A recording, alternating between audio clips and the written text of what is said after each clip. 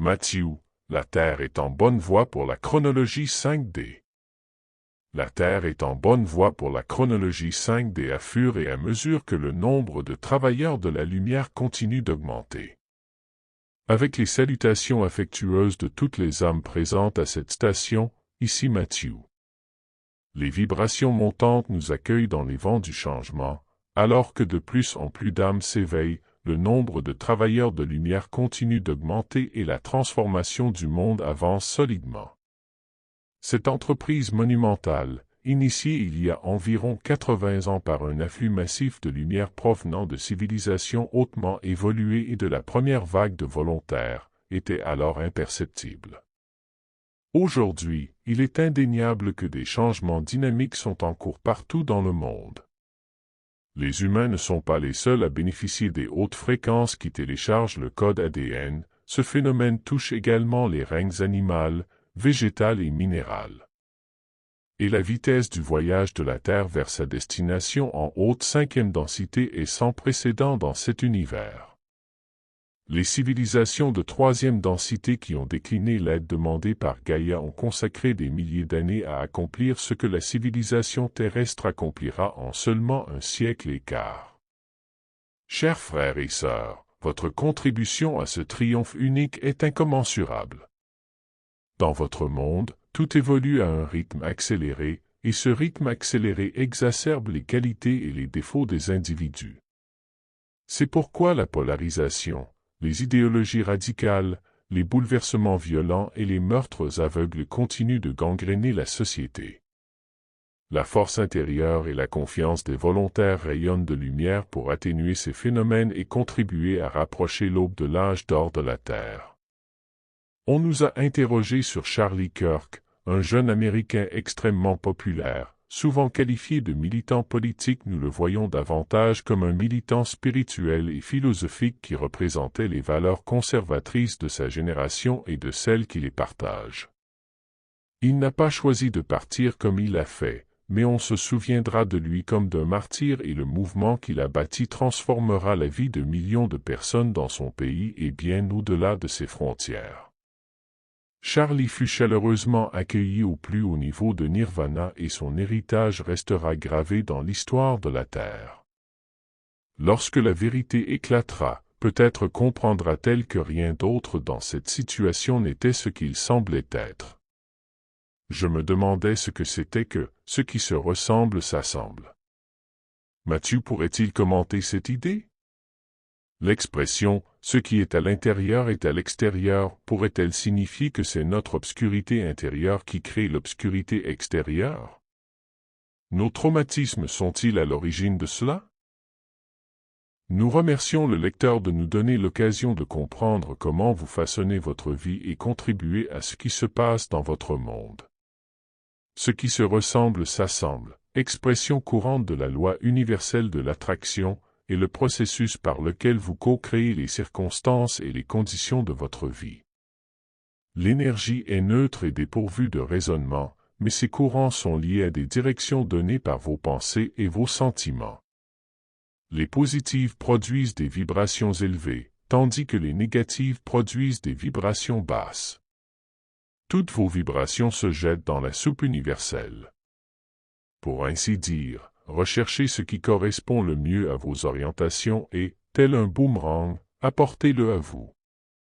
C'est pourquoi nous vous encourageons à réfléchir à ce que vous voulez et non à ce que vous ne voulez pas. Sur le plan personnel, le principe « qui se ressemble s'assemble » peut expliquer pourquoi vous êtes attiré par certaines personnes que vous rencontrez et pas par d'autres. L'attitude, les sujets de conversation et l'apparence sont des aspects évidents de la première impression, mais les vibrations de la personne sont la raison profonde de votre intérêt ou de votre désintérêt pour une connaissance plus approfondie. Ce même principe s'applique à votre réaction lorsque vous entrez dans un magasin, une salle de classe, un lieu de divertissement, un bureau. Tout et chacun, où qu'il soit, émet des vibrations et chacun réagit en fonction de son propre niveau vibratoire. À l'échelle planétaire, l'énergie des pensées et des sentiments de l'ensemble de la population forme la conscience collective, et c'est elle qui produit tout dans votre monde. le partenaire de la conscience collective, le champ énergétique potentiel de la Terre, reflète la totalité de l'activité énergétique de la planète, ainsi en bas comme en haut. Vos actions et comportements, qui façonnent les relations et les expériences de votre vie physique, qui sont extérieures, trouvent leur origine dans vos pensées, vos sentiments, vos aspirations et votre conscience intérieure. Et, puisque tout ce qui existe dans cet univers résulte des directives données par les courants d'énergie, ce qui est à l'intérieur et à l'extérieur est intimement lié au principe, ce qui se ressemble s'assemble. À mesure que vous manifestez les aspects multidimensionnels de votre vie, l'énergie dégagée se connecte à l'être semblable, et la somme de l'énergie de toutes les âmes constitue votre monde. Finalement, l'énergie collective circulera harmonieusement et régulièrement à une fréquence vibratoire élevée. La vie à l'âge d'or de la Terre, mais, à cet instant précis, la vue depuis notre point de vue est comparable à un feu d'artifice jaillissant perpétuellement vers le ciel depuis la Terre et la mer du monde entier. L'obscurité intérieure n'est pas automatique chez l'être humain, et les traumatismes ne sont ni la cause ni la conséquence automatique de cet état. L'essence de toute âme réside dans la pureté de l'énergie d'amour-lumière du Créateur. Ce sont les choix libres de chacun qui peuvent introduire l'obscurité. L'intention est la clé.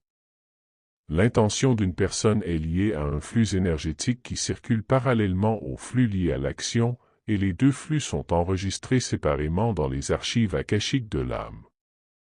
Lorsqu'une action cause un préjudice non intentionnel, aucune obscurité n'est encourue. Ceux qui causent intentionnellement du tort sont motivés par une obscurité intérieure qui les pousse à agir en conséquence. Ces individus encourent une leçon karmique qui doit être compensée par l'expérience, dans une vie physique ultérieure, du même type de préjudice qu'ils ont volontairement causé. On considère souvent le karma comme une récompense pour le bien, une punition pour le mal, ce qui est faux.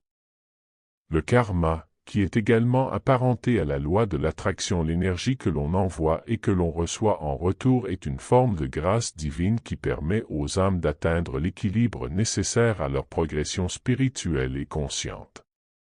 Cet état de bien-être commence par Dieu, qui a conçu cet univers selon un mode d'expansion-contraction permettant à tous les corps astraux de maintenir leur équilibre. Sol est le principal équilibreur de votre système solaire. Gaïa possède son propre équilibre qui protège celui de tous ses habitants et, microcosme de la Terre, toutes les âmes s'efforcent d'atteindre, de maintenir ou de retrouver leur équilibre lors de leurs expériences physiques. Dans cet univers, l'évolution de l'âme et les orbites célestes requièrent l'équilibre. En bref, le don du libre arbitre du Créateur vous permet de choisir ce que vous voulez faire, puis les lois universelles prennent le dessus. Sommes-nous toujours en bonne voie pour atteindre la 5e densité dans 35 ou 40 ans, comme le pensent les partisans d'Arnold? La prévalence persistante de la violence, de la tromperie et de la cruauté pourrait-elle allonger ce délai? La Terre est en bonne voie pour atteindre la 5e densité à cette échéance, et c'est gravé dans le marbre, pour ainsi dire. C'est l'ascension des individus vers la 5D qui ne peut être fermement ancrée dans cette chronologie ni dans aucune autre, et cela renvoie au libre arbitre. Intuitivement, les peuples de la Terre savent s'ils maîtrisent les leçons choisies dans le contrat d'âme ou s'ils pataugent, c'est-à-dire, ils savent s'ils accomplissent ce qu'ils ont entrepris de faire ou s'ils hésitent, et dans ce dernier cas, ils savent s'ils ont perdu tout intérêt, s'ils manquent de persévérance ou si la tâche est beaucoup plus difficile que prévu lorsqu'ils l'ont choisie. Quelle que soit la cause, les guides spirituels, les royaumes angéliques et les êtres du même groupe d'âmes sont prêts à apporter leur aide si on le demande par la prière ou simplement par la pensée, j'ai besoin d'aide ou je ne veux pas échouer. Les dispositions du contrat priment sur tout le reste, sauf le libre arbitre. Lorsque les âmes décident qu'elles ne sont pas prêtes à vivre ce dont elles ont besoin pour trouver l'équilibre et ainsi évoluer, la grâce divine leur offre autant d'opportunités que nécessaire. Mathieu, transmettras-tu des messages à quelqu'un d'autre quand ta mère ne pourra plus le faire? Je l'espère. Je parle en mon nom. Ce courriel et bien d'autres ont été écrits alors que ma mère se remettait d'une crise cardiaque il y a 2 ans. Compte tenu de cet événement et de son âge, elle avait alors 90 ans, c'est une question naturelle. D'autres lecteurs m'ont également demandé si j'avais choisi un nouveau canal, et l'un d'eux a demandé si mes frères et sœurs prendraient la relève. Un autre a écrit « Veuillez former quelqu'un maintenant afin d'éviter toute interruption dans les messages ». Un lecteur m'a suggéré de former plusieurs personnes pour qu'elles puissent se relayer, et 3 communicateurs télépathiques ont proposé leur service. En remerciant ces âmes attentionnées pour leur intérêt, ma mère leur a raconté ce dont nous avions parlé il y a longtemps. Lorsqu'elle ne pourra plus recevoir de transmission, les messages cesseront. Nous voulons que vous sachiez pourquoi. En tant que premier personnage de l'archange Michael dans cet univers, je résidais dans un magnifique monde aquatique, à l'autre bout de la Voie lactée. C'est lors de ma première expérience physique que j'ai co-créé l'âme qui, dans cette vie, est ma mère, éternellement, nous sommes des sons harmoniques côte à côte, sur une bande passante illimitée.